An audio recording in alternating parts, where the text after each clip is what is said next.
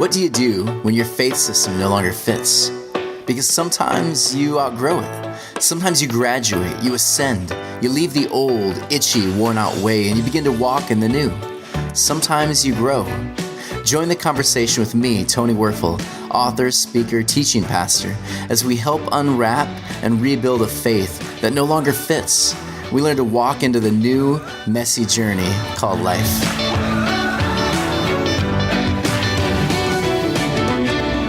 Hello again, everyone. Welcome to Faith Undone.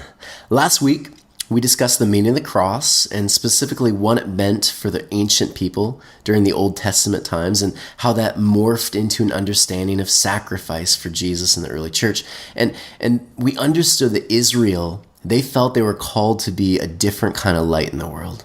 And even through the pain, which they experienced often, they chose to be light. And so the ancient writers started referring to Israel as the suffering servant.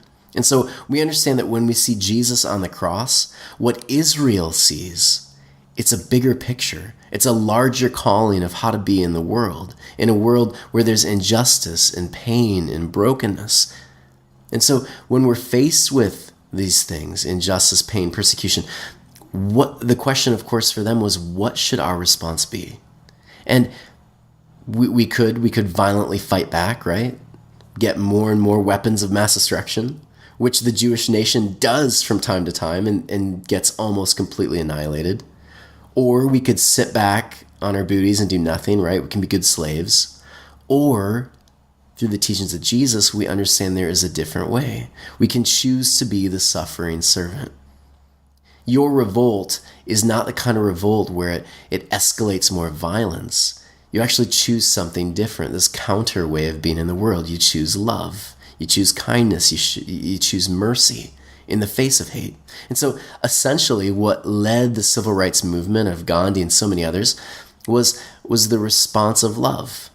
And when we do that, when we respond with love, it takes away all of the venom of our enemies. And it shines light on the injustice, and it shows the presence of love. So again, we recycle hate with love. So today I want to do something different. I want to give you some ways in which you can talk about the cross without using a bunch of worn out language. Barbaric language. God needs the death of his son for appeasement. You did this and this, and now there has to be a sacrifice. That is all barbaric. That is all language that we need to get rid of very soon. And so let me start here in this discussion with the cross. And by the way, I've had many of you send me questions and comments. Please keep them coming. I'm going to do a segment very soon where we kind of delve into some of those questions. So please keep sending me those questions. TonyWerfel.com. Send those to me. So let's start here. For the early church, the gospel messages, these first 4 books, they had incredible meaning. And they were a people that had left their mother tradition, and they were experiencing very real persecution and prejudice. And I wonder how many of you have ever been here before, right? Your tribe, your work, that relationship didn't work out anymore. You outgrew it, and now you've stepped out and you're beginning to see who your real friends are, aren't you? It's pretty terrifying. Yet, I think it's also so freeing. And this happens for this early group of Christ followers. And they begin to experience deep persecution. And they've watched just 8 years earlier as their temple, the place they believed their God was, where his presence was strongest, they watched as the symbol of their religion and their spiritual life is destroyed. And so the question, of course, they're asking now is there any hope? Is this the end? How do we respond? And so the beautiful message of Jesus is the most compelling and the most timely message I think they could have received. And so the cross has many different meanings. And I just want to delve into some of these right now. I believe the first picture that the cross shows us is restoration. Because first and foremost, the cross is restoration. It's how things are repaired. It's not a transaction. And the repair things is not through war. It's not through old ideas of revenge, eye for an eye, right? Repair, real restorative things, happens differently according to this Jewish rabbi. So at the cross, you see Jesus become the embodiment of what Israel's called to do in the face of evil. They're called to say, Father, forgive them. They know not what they do. And so real repair, real restoration, it happens when weapons are laid down and love becomes the thread that connects us. Love, respect, mutual understanding. That's what brings people together. When this happens, again, real conversations take place. Now, this, of course, has been forgotten because, again, we have a medieval church theology that felt that sin is a crime and it needs to be punished. So it's not a sickness that needs healing. So that whole approach that we've referred to over and over again, that whole approach is something called, and I know this sounds extremely boring, penal substitution, which is really confusing. But what it really means is Jesus satisfied God's need to punish man by offering himself up for punishment in man's place. So essentially the death of Jesus finally puts God in a good mood, right? But that is not the point or the meaning. We have to get rid of it. What we've learned is, again, this is not how the first century people viewed this. So they were living with the question of how do we respond to injustice? And this was the question that was most prevalent on their minds. And the answer to this is found there in the suffering servant. Israel showing love in the face of hate. And let's be honest, this is not easy, is it? To turn around and show someone mercy when they're terribly mistreating you. Hardest thing in the world, and I get that. And I think this is why Jesus speaks of you got to walk the extra mile. You give them your cloak. You turn the other cheek.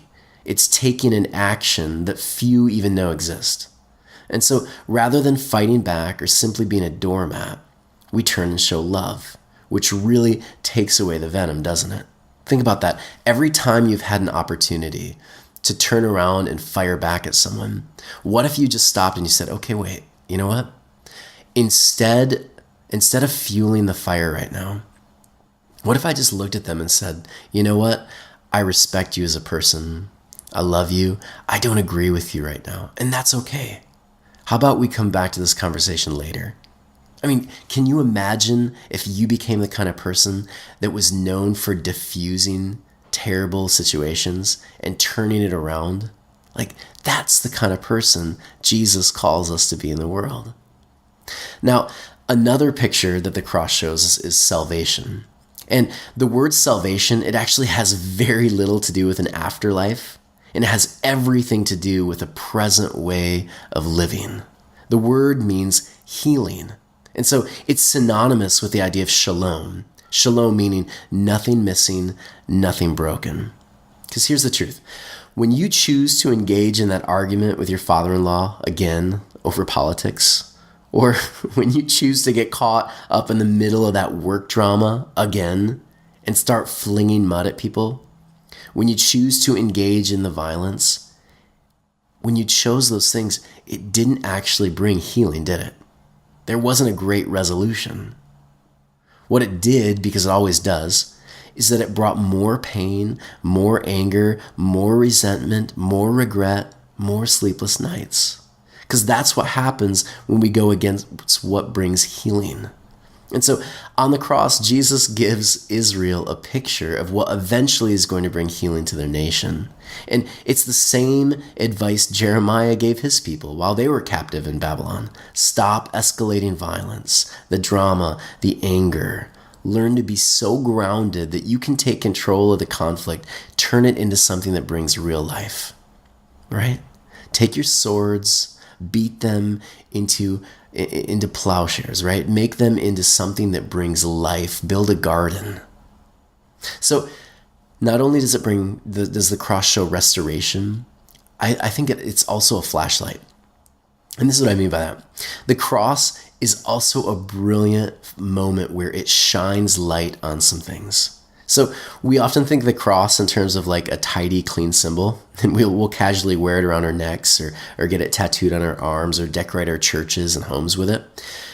What we tend to forget, though, is the first century people, the actual audience of these writers, they understood the cross not as a symbol of victory. It was one of disgust. You would never, during that time period, have worn a cross. The cross for that time period was a curse. It was only for the lowest of lows, the murderers and rapists, the degenerates. Those are the people who were hung on crosses. So the cross for this time period, it's a symbol of shame, absolute failure. You failed.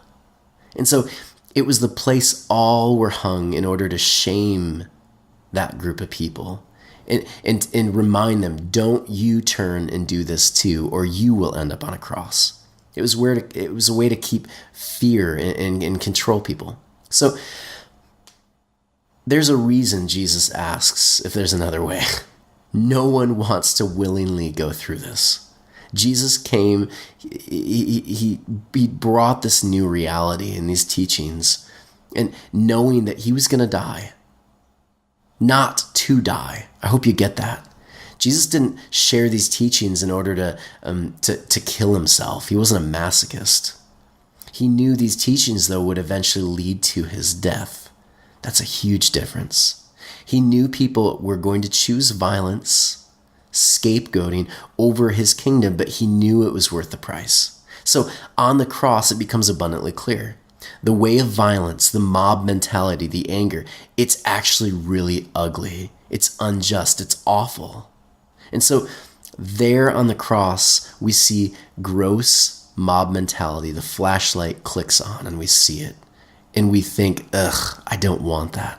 Yet at the very same time, a flashlight's also shown on Jesus. And he becomes this bright example of love.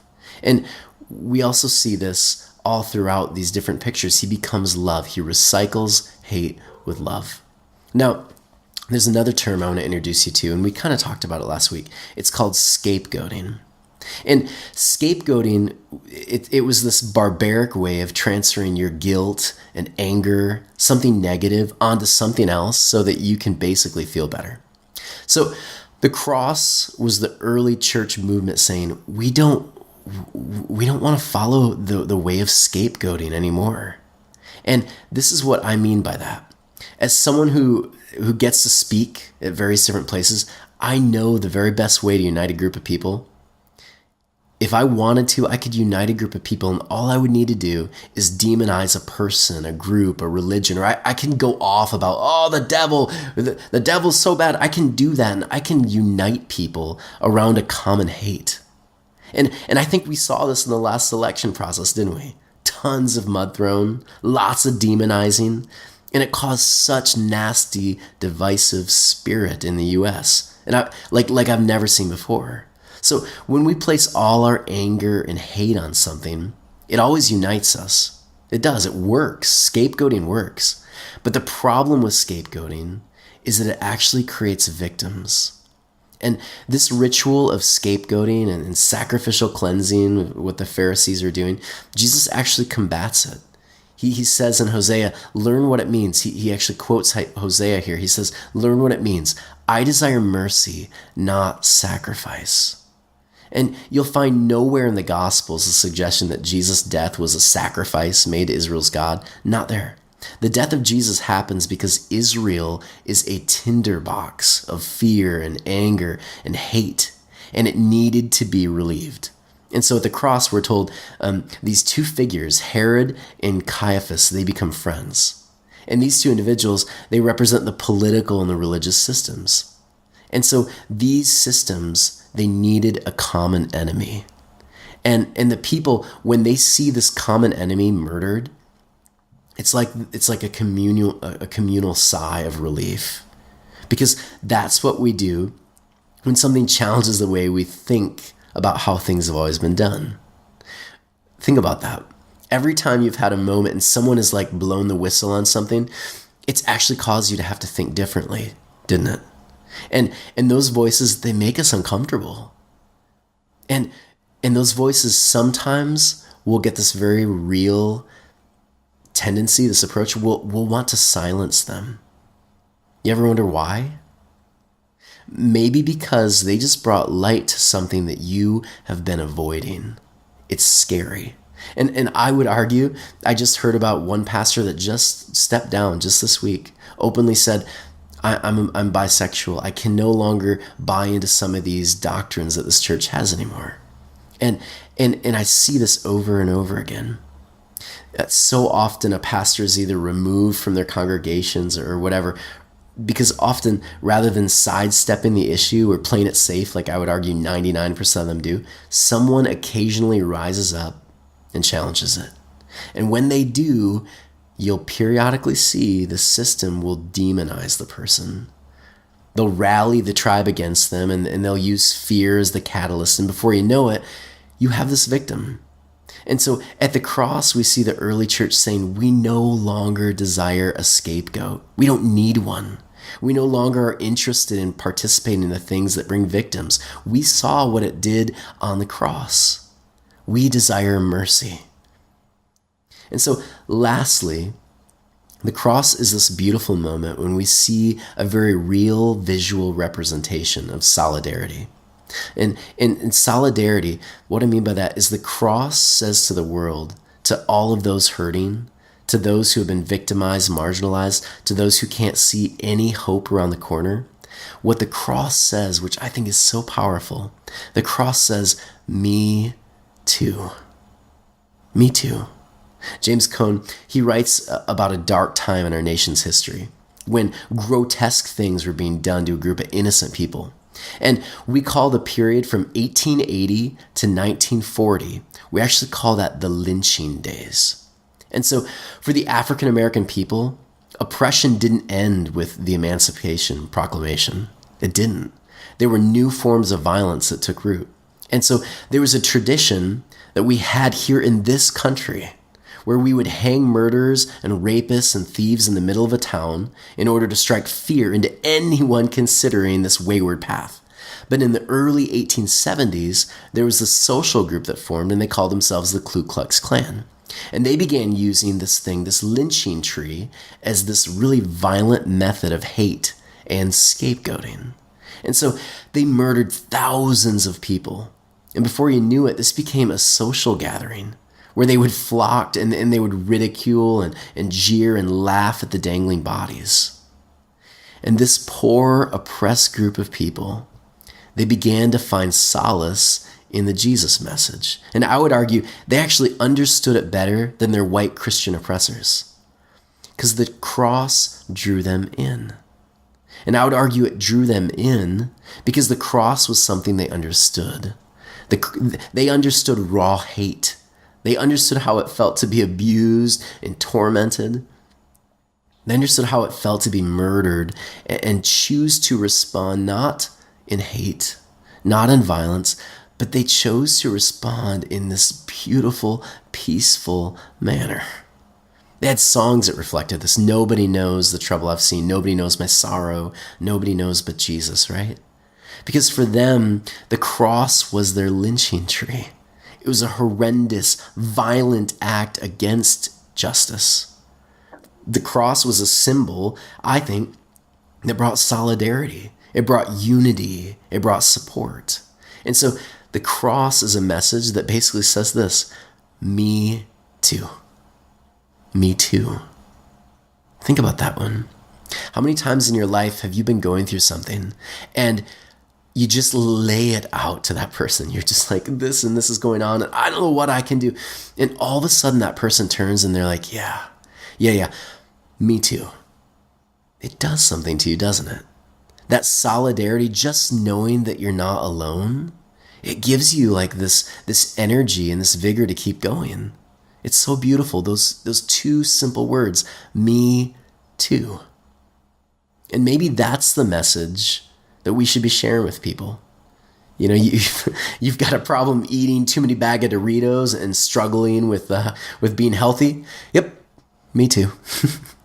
You sometimes find yourself feeling lonely and discouraged. Yeah, me too. You struggle with addictions. You just cannot seem to overcome them, and they're hurting you and your family and your relationships. Yeah, yep, me too. Your marriage isn't perfect. Welcome to the club. Yeah, me too. You cannot get this parenting thing down for anything, and you feel like no matter how many books you read, nothing works. Yeah, me too. You have some regrets that keep you up at night. Me too. Because here's the thing, we are not alone. We all bear our crosses. We're not alone. Me too. And here's the most beautiful part of this story for the first century people struggling like our African American friends during this awful era. The beautiful part is that there is hope around the corner. There is resurrection. And so, my friends, maybe when we talk about the cross, maybe we lose the whole medieval talk about God needing something to kill in order to be satisfied. Maybe we lose the archaic atonement theories altogether. Maybe we lose the guilt and the shame. Maybe we stop scapegoating, right? Maybe we learn to say this: I choose to, like Jesus and Israel, bring life from pain. I choose to recycle all that hate with actions of love and redemption. I choose to involve myself in what brings life, brings peace, shalom, nothing missing, nothing broken, rather than hanging another person on another horrific cross. I choose to walk in the footprints of Jesus, Martin Luther King Jr., Mahatma Gandhi, Mother Teresa, so many others. I choose to live that way. And I think when we look at the cross that way, so much beauty, so much beauty. I hope this was helpful. And I hope that when you describe the cross to someone now, it just brings healing. It brings repair. It brings what the writers wanted it to bring: restoration. I hope you all have a great week, and join me next week. We've got a lot of interesting concepts coming up. And as always, please go to my page, tonywerfel.com. And if you want to give a one-time donation or whatever to help with getting the podcast up every week, getting all the materials out, please visit my Patreon page. Anyways, folks, have a great week, and we'll see you soon. Bye.